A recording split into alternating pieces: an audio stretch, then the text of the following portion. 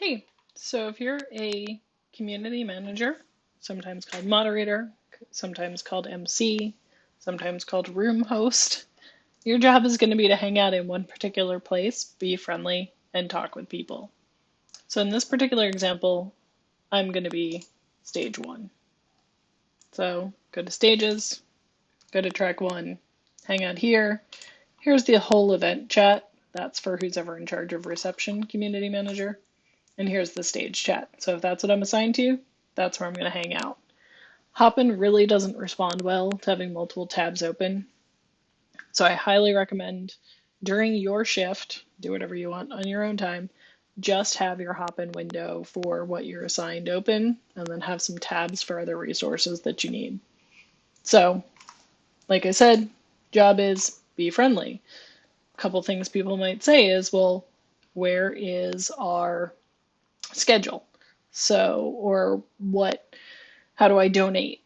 Or who's up next? Try and have those things ready on your tabs. A lot of that is over here in reception. So when you come in, you can just open up a bunch of tabs here that make your life easy. So for example, here's the whole schedule, the keynote schedule, the speaker talk schedule.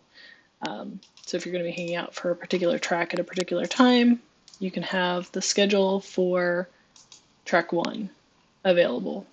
And that means you'll know what's next, what's going on, and you can share this URL with people. So the other thing that you're going to want to do is possibly answer frequently asked questions.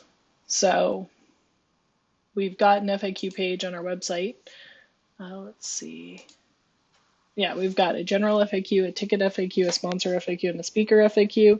I suggest reading through these in advance and then having them open so you can copy paste answers in, as well as direct people to the FAQ page. Please don't just direct people to the FAQ page, give them the answer, and then also say, hey, yeah, you can find more stuff on our FAQs. If there's something you've had to answer more than once and it's not covered in the FAQs, you can ask for access to this document and then ping Sunfire, and she can possibly update the website during the event to get the FAQ updated. And at least then, if it's in this document, other people who are doing community management will have access to see what FAQ items there potentially is.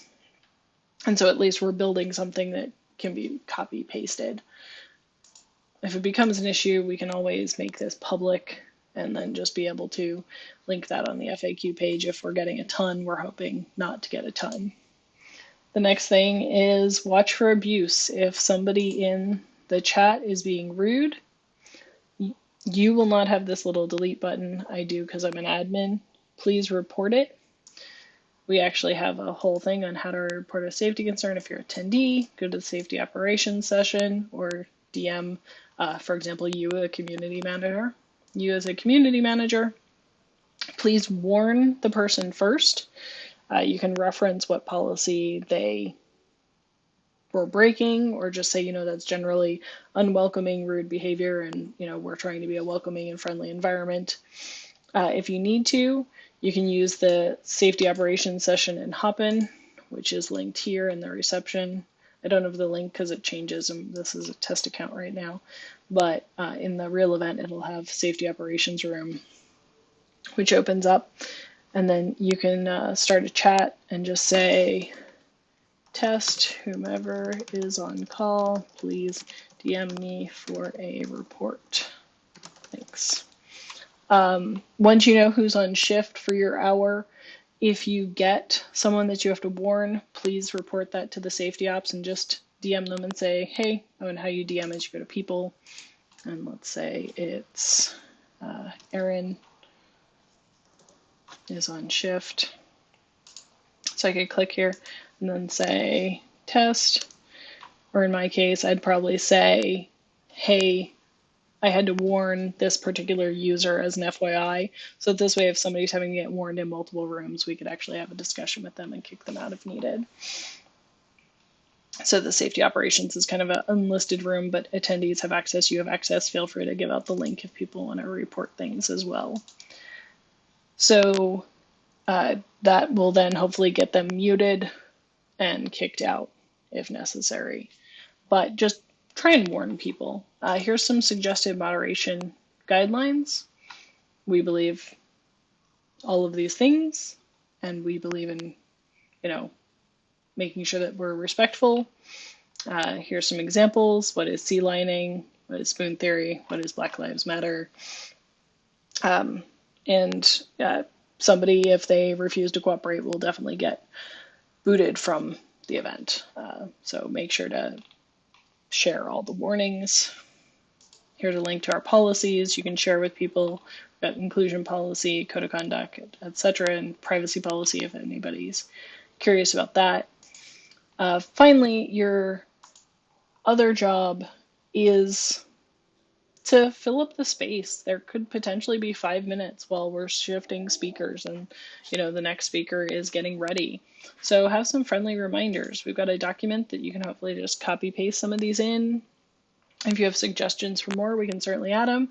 But like, hey, thank the sponsors, remind people to donate, thank our donors, remind people there's a CTF going on the whole time, remind people about the village workshops, remind people about the resume reviews, remind people about the expo hall. Just try and encourage everyone to get the most that they can out of this event. Have conversations one-on-one with people. Don't always also just blast things out.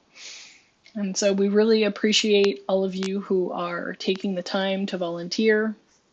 We know that that means you're working the event and you don't get to enjoy the entire event, but you make, in this case, we have 1,000 people RSVP'd, so you're potentially helping make 1,000 people have a really enjoyable experience. And hopefully you make some friends and network and learn some things along the way. So I appreciate you volunteering. If you have any questions, please let us know. We're trying to have all this documentation available to make this as easy as possible for you.